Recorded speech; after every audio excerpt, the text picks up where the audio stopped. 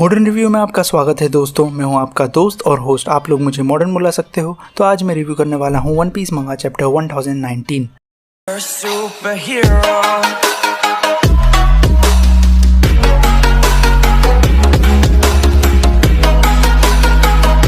तो चैप्टर का नाम है हेलिसेराटॉप्स। तो ओडा ने चैप्टर का नाम सासाकी के डायनासोर्स का नाम और उसकी टेक्निक का फ्यूजन करके ये चैप्टर का नाम रखा है। और हमें इस बार कलर स्प्रेड देखने मिला है क्योंकि वन पीस मंगा को 24 साल कंप्लीट हो चुके हैं। तो चैप्टर स्टार्ट होता है लाइफ फ्लोर पर।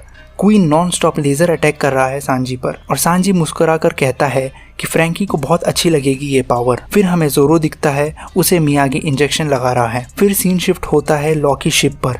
लॉ के क्रू मेंबर लूफी को होश में लाने की कोशिश कर रहे हैं। वो लोग कहते हैं कि इस वक्त यहाँ पर उनका कैप्टन होता तो अच्छा होता। वो लोग फुली डिपेंडेंट है लॉ के ऊपर। लॉ का क्रू सबसे बेकार है। पूरा क्रू लॉ पर डिपेंड रहता है, फाइटिंग स्किल्स पर और अभी मेडिकल इमरजेंसी के लिए भी। वो लोग इंडिविजुअल कुछ नहीं है। स्ट्रॉ हेड्स को देखो, अगर लूफी नहीं भी रहा तो वो लोग अपने आप को संभाल सकते हैं। बेस्ट एग्जाम्पल, जब वो लोग वोल्केक आइलैंड आर्क में सनी को डिफेंड कर रहे थे बिग मॉम से, उस वक्त लूफी, जोरो, सांजी तीनों पावर हाउस क्रू के एब्सेंट थे। फिर भी वो लोग ने सनी को डिफेंड किया एक योंको से। लॉ ने अपने कंधे पर पूरे क्रू को संभाल रखा है। लॉ के बिना उसका क्रू फॉर्डर की गिनती में आता है। फिर लूफी चिल्लाता है उसे मीट चाहिए करके। तो चैप्टर की स्टार्ट में ही हमने देखा कि मॉन्स्टर ट्रियो किस सिचुएशन में है। मैं शॉक हूँ कि क्वीन हाइब्रिड फॉर्म में है और Sanji without red suit smile कर रहा है फाइट में। तो बिग जंप है सांजी के लिए पावर वाइज। ड्रेस रोजा में सांजी बुरी तरह मार खाया था डॉफ्लिमिंगो से और उसके बाद से उसने कोई सीरियस फाइट नहीं किया। बट अब वो सेकंड कमांडर के स्ट्रॉन्गेस्ट फॉर्म से लड़ते वक्त स्माइल कर रहा है। तो ये एक तरह से प्लॉट होल है पावर स्केलिंग में कि अचानक से सांजी इतना स्ट्रॉन्ग हो गया बिना कोई फाइट करे। अगर इस वक्त सांजी रेड सूट में होता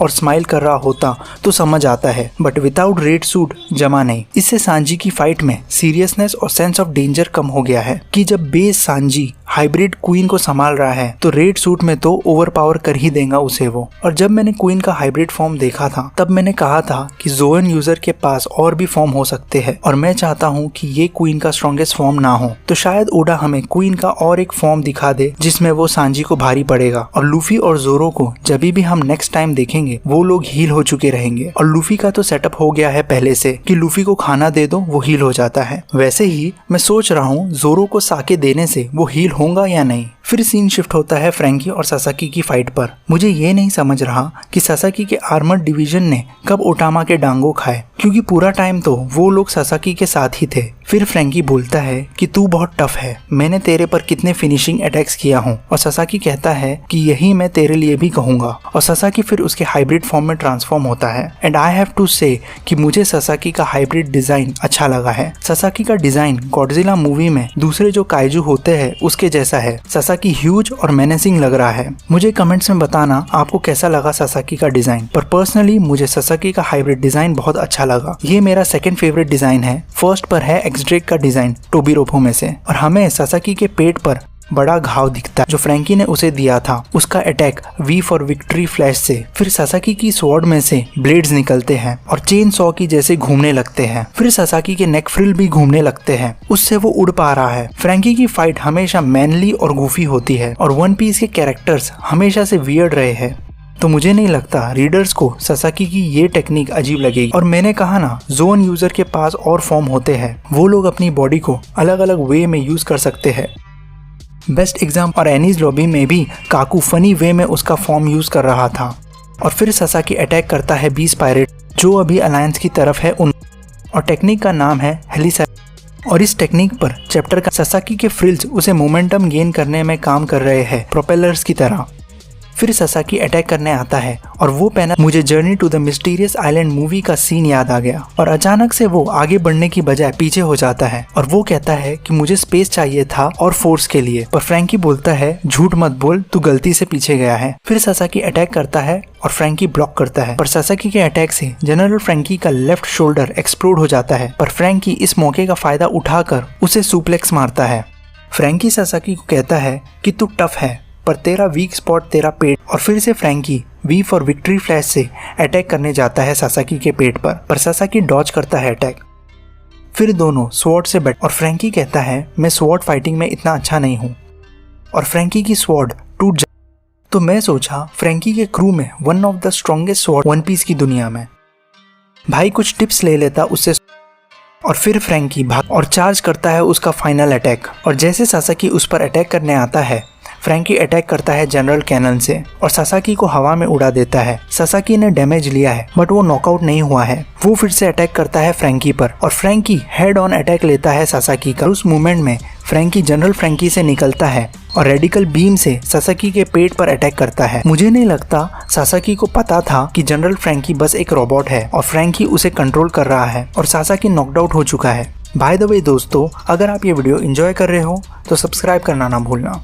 ये फाइट काइजू वर्सेस रोबोट की फाइट थी। जब तक सासाकी उसके बीस्ट फॉर्म में था, ये फाइट बैलेंस फाइट थी, बट सासाकी के हाइब्रिड फॉर्म ने ओवर पावर कर दिया फ्रैंकी को। और मैं शॉक हूँ कि टोबिरोपो इतने स्ट्रॉन्ग कैरेक्टर्स है पर सासाकी और वुज़वू हाकी यूज नहीं करते। बट एक बात मुझे अच्छी लगी वुज़वू और सासाकी की फाइट से कि फाइट यूनिक थी। हमें न्यू टेक्निक और ओल्ड टेक्निक देखने मिले। पोस्ट टाइम स्किप फाइट बस हाकी की बैटल हो चुकी थी, तो ओडा ने इस फाइट में हाकी के बदले दूसरी पावर यूज किया जो मुझे अच्छा लगा। और एक ही चैप्टर में सासाकी नॉकड आउट हो चुका है। पहले पेज 1 को बिग मॉम ने नॉकड आउट कर दिया, फिर उल्टी को नामी ने, फिर एक ही चैप्टर में जिम्बे ने वुज़वू को और फ्रैंकी ने सासाकी को नॉकड आउट कर दिया। मैं बहुत पहले से कह रहा हूँ, बिग मॉम का एडवांस कॉन्करर हाकी का अटैक लेने के बाद उल्टी खड़ी हुई थी और वुज़वू और सासाकी कंपैरेटिवली स्ट्रॉन्ग है उल्टी से, बिकॉज वो लोग इंटरेस्टेड थे कमांडर से फाइट करने के लिए। तो टेक्निकली वुज़वू और सासाकी को नॉकड आउट करने के लिए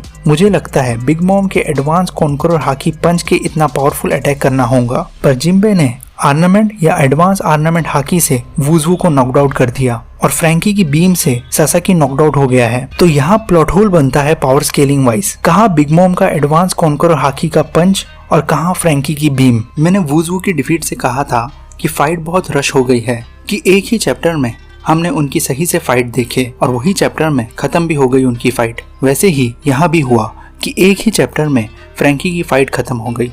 वैसे देखा जाए तो फाइट बहुत टाइम से चल रही थी उनकी, पर फाइट बैकग्राउंड में हो रही थी। हमें सही से बस एक ही चैप्टर मिला फाइट का। तो आई थिंक ओडा फाइट्स को रश कर रहा है क्योंकि दूसरे कैरेक्टर्स की भी फाइट दिखाना है इसलिए। पर मुझे ये सही नहीं लगा। एटलीस्ट 2 चैप्टर तो होने ही चाहिए थे फाइट्स के। इसलिए मुझे लगता है शायद टोबिरोपो फिर से खड़े होंगे और इससे पावर स्केलिंग का प्लॉट होल भी खत्म हो जाएगा। और जिस तरह से टोबिरोपो की डिफीट होते जा रही है, चांस है कि नेक्स्ट चैप्टर में हमें रॉबिन और ब्रुक की फाइट ब्लैक मारिया से देखने मिलेगी। और चैप्टर की स्टार्ट में ओडा ने सांजी और क्वीन की मदद से फ्रैंकी का न्यू पावर अप फोरशैडो किया है। यही चैप्टर में क्वीन और फ्रैंकी दोनों ने लेजर बीम टाइप अटैक किए हैं, पर फर्क ये था कि क्वीन का नॉन स्टॉप अटैक था, पर फ्रैंकी सिर्फ 1 या 2 ही बार ऐसे अल्टीमेट टेक्निक यूज कर सकता है और उसके बाद उसका कोला खत्म हो जाएगा। तो मुझे लगता है वॉर के बाद फ्रैंकी क्वीन को देखकर अपने आप को अपग्रेड करेगा। फिर सीन शिफ्ट होता है रूफटॉप पर। हमें यामाटो दिखती है जो 1-on-1 फाइट कर रही है काइडो से और दोनों अपने हाइब्रिड फॉर्म में है। काइडो कहता है तू बहुत वैल्यूएबल है सोल्जर के लिए, मैंने बहुत मुश्किल से ये डेविल फ्रूट एक्वायर किया था, मैं नहीं चाहता था कि तू ये खाए। तो यामाटो कहती है कि मैं भूखी थी इसलिए मैंने खाई, मुझे पता भी नहीं था इससे क्या होगा, मुझे तो सेल करना था समुद्र में, पर अब मैं तो स्विम भी नहीं कर सकती। मैंने तुझे इतने बार मारने की कोशिश की है कि मुझे याद भी नहीं, और उससे भी ज्यादा बार तूने मुझे हराया है और इसी वजह से मैं ताकतवर होती चली गई। ये कफ्स की वजह से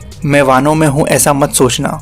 अगर मैं इस कंट्री के लिए नहीं लड़ूंगी तो मैं अपने आप को कभी ओडन नहीं बुला सकती। और यही चैप्टर खत्म हुआ। तो सबसे पहले तो मुझे यामाटो के हाइब्रिड फॉर्म पर बात करना है। डेफिनेटली यामाटो का devil fruit mythical zone devil fruit है और डिजाइन वाइज वो मुझे फॉक्स या डियर के जैसी लग रही है। फर्स्ट लुक में तो उसका डिजाइन कैरेट और वांडा के सुलोंग फॉर्म जैसा है। पर्सनली मुझे इतना कुछ स्पेशल डिजाइन नहीं लगा यामाटो का। तो चैप्टर के कमेंट्स में कुछ लोग कह रहे थे कि ये किरिन या किलिन का डेविल फ्रूट होगा। तो मैंने सर्च किया कि ये किरिन होता क्या है और पता चला कि किरिन चाइनीज माइथोलॉजी का मिस्टिकल क्रिएचर है और उसका डिस्क्रिप्शन कुछ ये है कि किरिन तब आता है जब कोई सेज या रूलर आने वाला होता है या मरने वाला होता है। तो ये डिस्क्रिप्शन परफेक्ट फिट होता है करंट स्टोरी में, because we know Joy Boy यानी सन गॉड नीका यानी लूफी जो इस डिस्क्रिप्शन में सेज है वो आएगा और रूलर यानी काइडो जो वानो का रूलर है वो मरेगा। तो ये यामाटो का डेविल फ्रूट परफेक्ट फिट हो रहा है स्टोरी में। और अगर ये सच है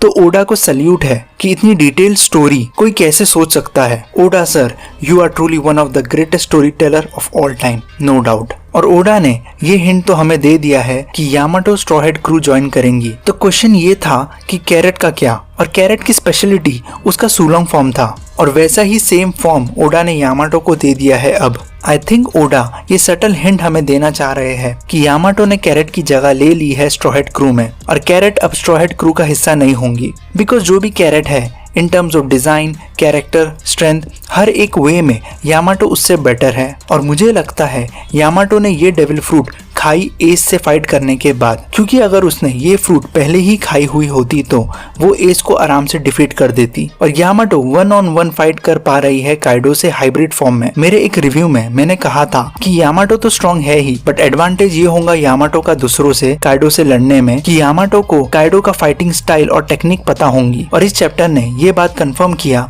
कि यामाटो बहुत बार काइडो से फाइट कर चुकी है, इस वजह से वो स्ट्रॉन्ग हुई और इन सब फाइट से उसे एक्सपीरियंस मिला है कि कैसे काइडो से फाइट करना है। दूसरा मैंने कहा था कि यामाटो के पास भी एडवांस कॉन्करर हाकी होंगी अगर वो काइडो से फाइट करने वाली है तो, और दोनों की क्लैश से एडवांस कॉन्करर हाकी का अंदाजा हो रहा था। पर उसके बाद से ये मेरे दिमाग में चल रहा था, अगर Yamato advance conqueror hockey use कर सकती है तो जाहिर सी बात है एडवांस ऑर्नामेंट हाकी भी यूज कर सकती होंगी। तो उसने उसके कफ्स क्यों नहीं निकाले, लूफी के निकालने तक का इंतजार क्यों किया? तो इसका जवाब ओडा ने हमें दे दिया कि यामाटो सिर्फ कफ्स की वजह से नहीं रुकी थी वानो में, बल्कि वो अबेंडन नहीं करना चाहती थी वानो कंट्री को, वो फाइट करना चाहती है कंट्री के लिए ओडन की तरह। तो इससे ये समझ आता है मुझे कि यामाटो भी एडवांस ऑर्नामेंट और एडवांस कॉन्करर हाकी यूज कर सकती है। ओवरऑल ये चैप्टर ओके था। सासकी और फ्रैंकी की फाइट अच्छी थी। आई विश टोबिरोपो फिर से खड़े हो सेकंड राउंड के लिए। यामाटो का हाइब्रिड फॉर्म का डिजाइन मुझे इतना अच्छा नहीं लगा। लेट्स सी उसका कलरिंग स्कीम क्या होगा। अगर उसका फर व्हाइट कलर का ही रहा तो वो पूरी सूलोंग फॉर्म के जैसा ही दिखने वाली है। अगर आपको ये रिव्यू अच्छा लगा